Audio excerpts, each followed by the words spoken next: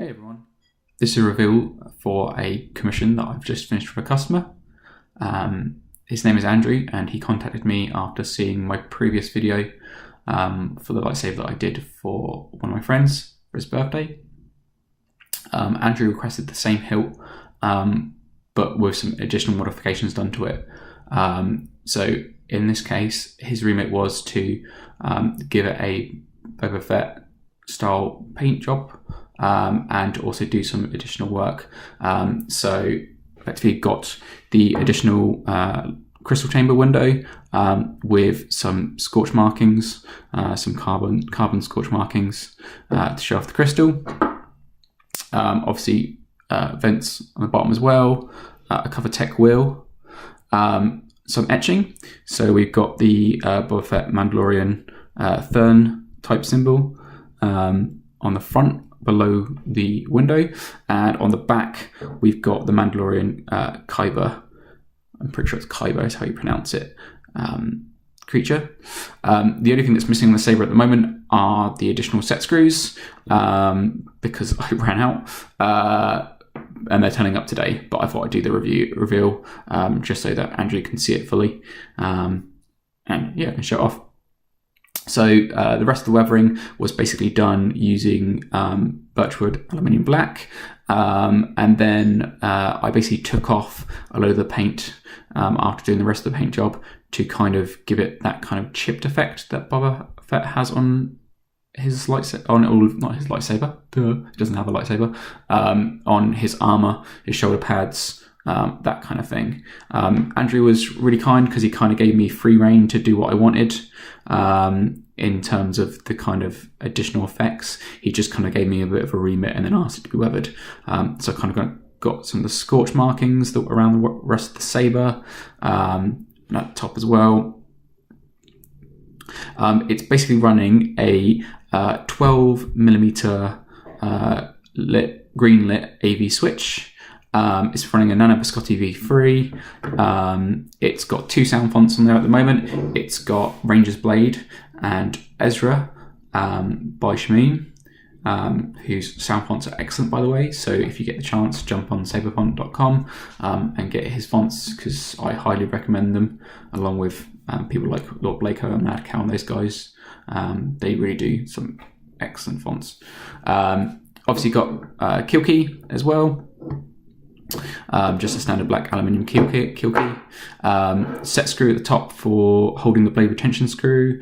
Andrew also requested a couple of different types of screws that I'm going to be shipping over, just so he's got a few different effects to make it a bit more low profile and discreet if he wants to use it for dueling. I have messed around with this. This is duelable.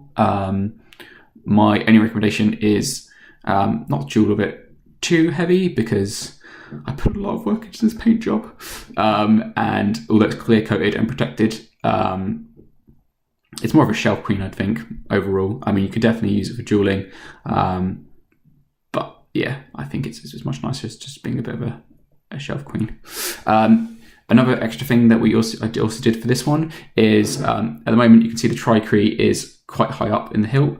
This is on complete purpose, because actually this is removable via quick connects. So I've left it kind of open at the moment so I can slide it out and show you, but otherwise it's held via that retention screw. So undo that. And then there you go. You can just undo your quick connects. The resistors are obviously wired at the top, actually on the LED module itself. So if you want to do any additional, you can, and just give it a bit of a twist when you go back in, and it'll call the wires back up behind the heatsink and they won't get trapped.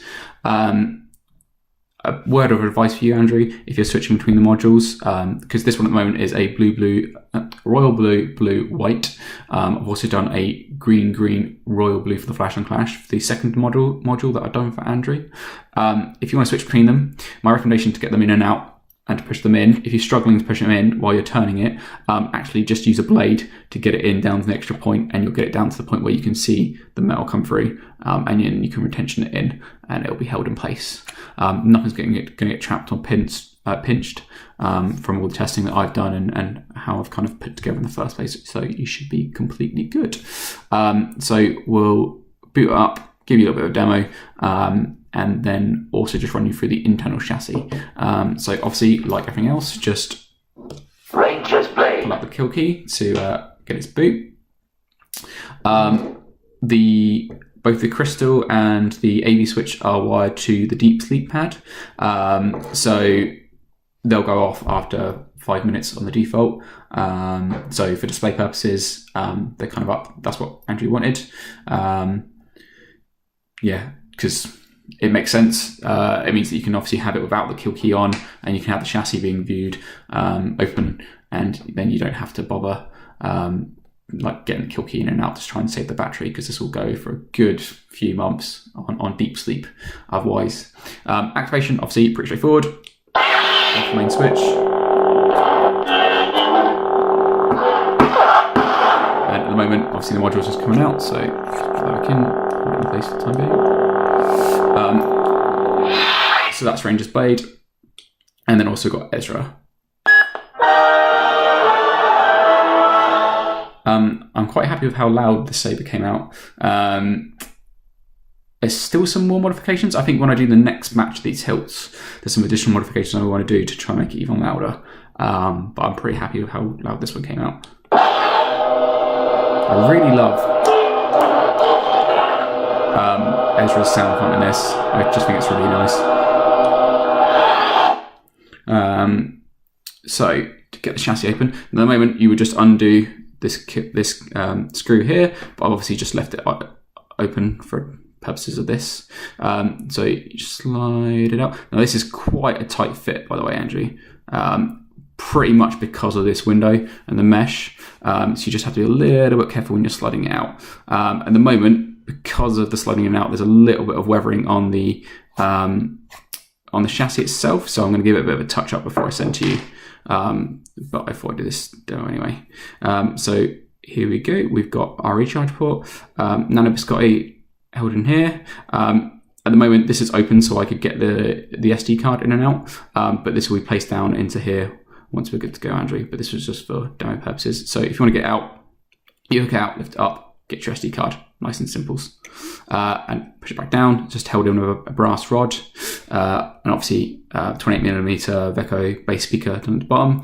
I tested on these fonts between the Vecco and the Cow's 28mm bass speaker he has on his Etsy store for KRS Sabers. And for these fonts, I actually ended up preferring the Vecco rather than Cow's. Although on Lord Blako's fonts, I actually preferred using Cow's speaker versus the Vecco. So I think it just kind of depends on what font you've got and the resonance and everything else, and it's kind of each their own in terms of what works and what doesn't work. But yeah, then you effectively have your internal chassis. Everything's all nicely hidden. The battery is up here, like on my previous hilts. So it's an 18650 3400 milliamp battery, so it should last a nice long time. And the LED for the crystal chamber is just hidden on this side here. Basically, pretty much everything in this hilt is held in through either friction fitting or retention screws. I don't like using glue for anything, especially on the main build, pretty much so that it can be taken apart. So all of this is just held together with some internal 2mm threaded rods. So if you want to take it apart, Andrew, it's a pain in the ass, let's be honest, because of the wiring and everything's kind of like held in friction place, but you can completely take it apart. So if anything ever breaks or it needs to be repaired, then it can be done. The only things that are held in glue in any shape or form on this hilt are the crystal, and that's just to hold it extra in place, because it's always friction fitted, but just to make sure it definitely doesn't move if you're dueling. And then also the inside of the mesh here, I've used some actual epoxy, so it's not going anywhere on that mesh, because there's no real way of otherwise holding it on the hilt. I can't friction fit it anywhere else, but once it's slid in, it's not going to go anywhere for sure. And then an extra bit of glue on the screw of the cover tuck wheel, just to make sure that that isn't going to go anywhere either, although it's held in with a screw as well, mostly because I had to sand down the screw on the inside of the hilt to make sure that there was no issue going back in and out. Overall, I'm really happy with this hilt. mostly because I think the etching came out really well, especially on the Kyber. I'm definitely going to do this design on another hilt in the future. Whether or not I'll use the same Boba Fett colour scheme, I don't know, but I just love how well that pattern came out. That's a big shout out also to my other half, who's a graphic designer, who helped clean up some of my vector designs on this, because she's just brilliant. So yeah, can't say this was a one-man job in any shape or form. But yeah, I'm really happy with it. Also, once it's done, Andrew, if you ever want to take out the internal chassis, you basically just go over this screw here and slide it out, and you can get to the battery and everything else. Because I know you said that you like to play around with sabers and have a bit of a mess around. So yeah, I hope you're happy. This commission has been quite fun, although it's taken much longer than expected. Apologies on my side for that. It's pretty much just a combination of my work life being crazy busy, because this obviously is not my day job, combined with trying to get everything right on this saber, because it's my first time doing this kind of paint job weathering. First couple times I wasn't too happy with it. I wasn't too happy with some of the etching when it's first done as well. So it's just taken a lot longer than required. Also, we had a Navy switch fail on us as well, which is always fun, but that's just how these things happen, right? You just kind of deal with them. But yeah, obviously went in. We'll complete the work inside that. Actually, I'll do a quick blade demo.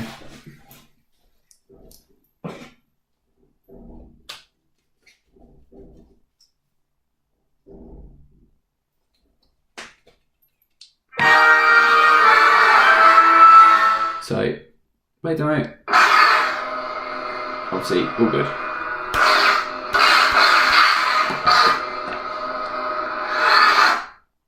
So, yeah, I hope you're happy, Andrew, and may the force be with you.